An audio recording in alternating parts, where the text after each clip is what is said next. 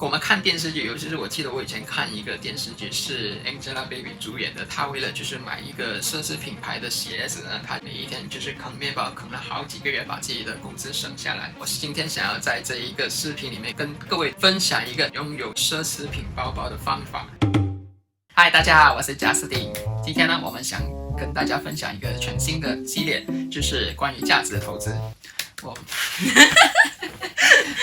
其实我主要想做这个系列呢，是想让大家能够在平时买一些生活的用品之上呢，能够用价值思维去思考的一个方式。那今天第一期的视频，我就想说关于奢侈品包包。那么很多的女生其实在对买奢侈品包包都是有一个非常特别的一个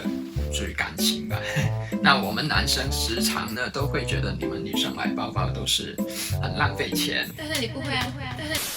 今天我想通过这个视频让大家理解，如果从一个男生的角度来说的话，为什么你们女生应该要投资一个奢侈品包包？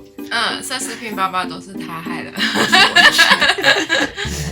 那今天我会用一个非常有名的包包，就是香奈儿的这个经典款，对，香奈儿的一个经典款叫做 Classic Flat 包包，来作为一个主要参考的比例。从另外一个角度去看，可以用怎么样的一个特别的方法，能够拥有你想要喜欢的一个奢侈品包包。哦，所以一定要看到影片的最后。女人应该要让老公看。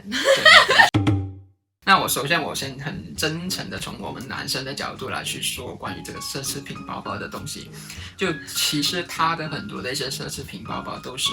由我自己去做了很多的一些调查研究 research 这类东西去，然后在最后呢让他去做了一些决定。很多的男生其实在可能你的太太或者你的女朋友当他们看中一个包包的时候，当他们跟你说的时候，都是采取回避的一个态度吧，我相信。又或者是说我可能会努力的挣钱攒钱，然后去买给自己心爱的女生一个他们喜欢的包包。那可是就因为他喜欢，对，女生不管怎么样都会需要一两个包包在手上的嘛。应该说女人这一生总得要花钱的。对，这个是跑不了的一个话题嘛。所以女生到最后，为什么我还是觉得买一个奢侈品包包会比买一个普通牌子的包包好呢？那第一就是普通的包包呢，他们的那个耐用度跟那个品质质量其实是跟奢侈品品牌是完全不同的层次的。所以呢，大家比较熟悉的可能有Coach、Michael Kors、Fila， 还有什么？我好像这么熟悉，就是 Oraton 这些牌子吧。那比方说，如果一个女生买了一个 Michael Kors 包包来说的话，她可能用上几年呢，那个包的这个损坏程度就会非常的显着了，因为那个包包的质量没有那么高，可能过几年呢用了之后呢，你们就要去再买一个新的包包了。那个 Michael Kors 包包呢，如果当那个女生想要拿到去二手市场上去卖的话，其实是没有什么价值可言。但是如果你是买了一个香奈儿包包来说的话，尤其是他们家的经典款，那么你可能用下了香奈儿包包用了几年之后呢，那个包包还是非常的新的那种感觉，特别的耐用。而如果当时候你想要把这个包包拿去这个二手市场卖的话，它还有一个非常好的特性，就是它们的保值能力非常的高。所以呢，这个包包可能到时候你想要卖出去，也是能够卖到一个好的价钱。也不是说我们是真的想买，对，但就是觉得保值就心里也爽爽的。对，从男生的角度，这一个是叫做资产。最近呢，全球的疫情都非常的严重，但是我就读到了一个消息，奢侈品牌公司呢，他们竟敢在这么困难的时期呢，我们要把他们的这些包包经典款式的这些价格往上调整15%。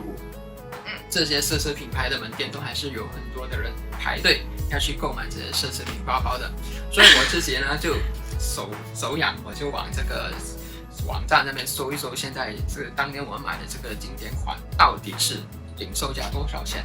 那我在这个网站是在这个 chanelprice.com， 大家也可以去往这一个网站那边大概去搜一下，就你们如果喜欢这个香奈儿包包，它的价格是多少？现在这个款式的香奈儿这个 Classic Flat 中号的包包是 Euro 就欧币6050块钱。我们当年2014年的时候买的时候是3550块钱，还会起价，所以它更有理由买。就其实大家女生可能都听过的啦，就买这种名牌包包对你们来说是一个投资，但具体这个投资的这个回报的力度多大呢？可能你们真的没有去了解一下。那可能男生呢也完全就觉得这个女生说买包实际上投资，觉得是一个无稽之谈，根本就觉得是他们给你自己要买一个包包的一个借口。但其实今天我就想在这边跟大家说，其实买包真的是一个非常好的一个投资。大家不是都喜欢投资黄金，大家都觉得买黄金是一个保值的一个投资，或者是有一些人也喜欢把钱投资在股市。那他做了这个对比，从2003年到2014年呢，这个香奈儿包包，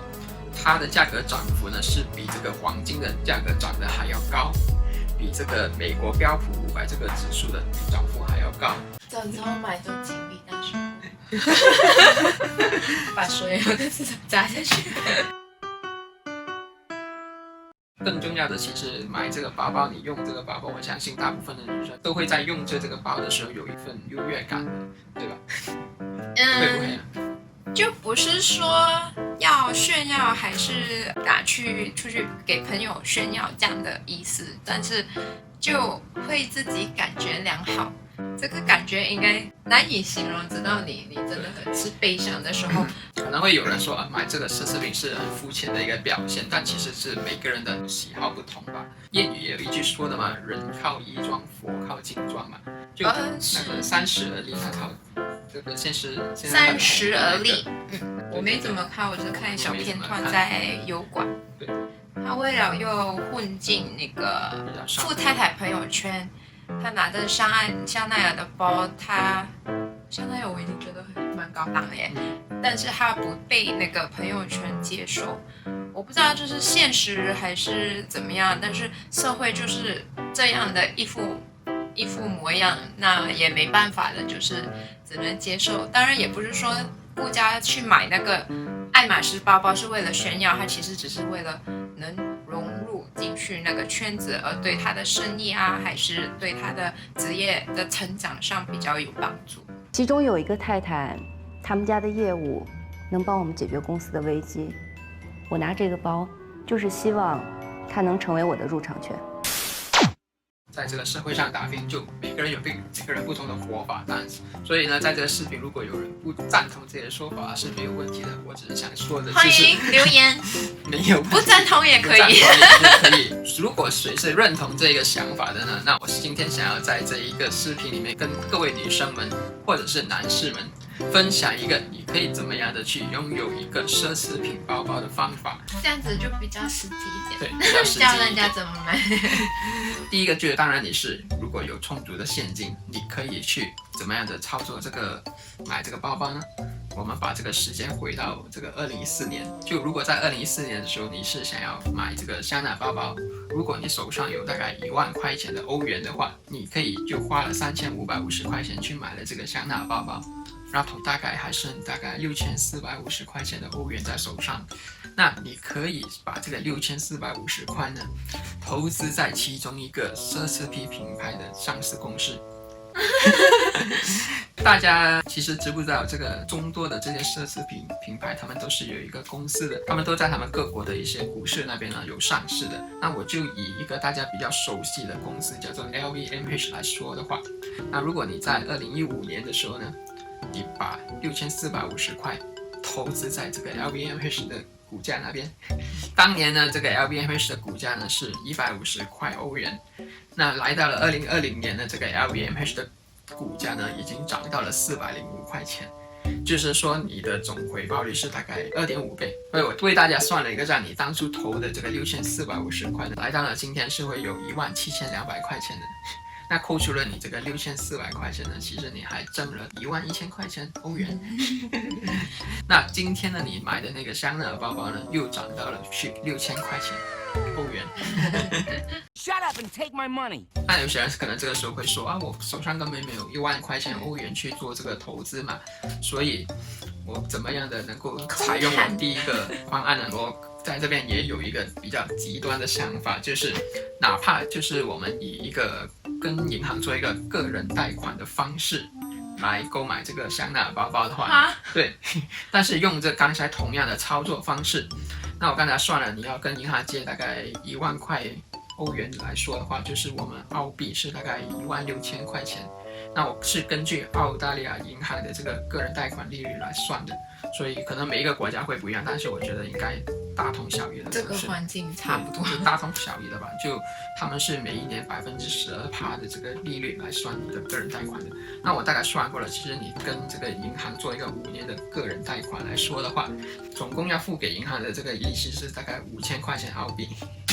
但是如果你用同样我刚才说的那个方法，大家不是挣了11000块欧元嘛？澳币是16000，扣除了这个还这个银行的这个贷款利率，你还是能够手上多了这个澳币是1万块钱的现金，然后包也买下来了。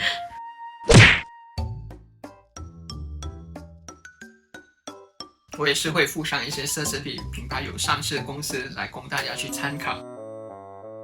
但是先声明，就是投资有风险，所以大家也是要去做自己的好好的调查。我不能够说保证的，我只能够以过去5年的这个历史来去让大家去看看。那如果你是这2个方式都不操作的话，那你很可能就是说连续5年存那个钱，你还追不上这个奢侈品包包它涨价的这个速度。那你就要好好的去考虑一下这个问题，因为呢，这个香奈儿包包呢，或者是说这些奢侈品包包呢，它们的涨价是不会停止的。你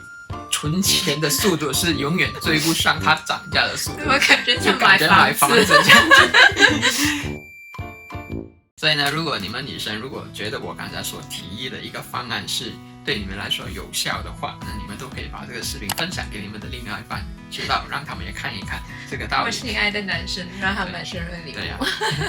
那大家如果对这个想法还有什么一些别的看法的话，也欢迎在这个留言箱里面给我们知道。如果大家也觉得自己是一个价值投资者，那记得在这个影片上点一个赞，也不要忘记订阅我们的频道。那我以后也会做更多相关有趣的内容分享给大家一起看。我昨天呢还在这个网上呢收到了一个非常有趣的图片啊，图片里面就说其实花钱呢你不用怕钱不见，这个钱只是换了另外一种方式去陪伴。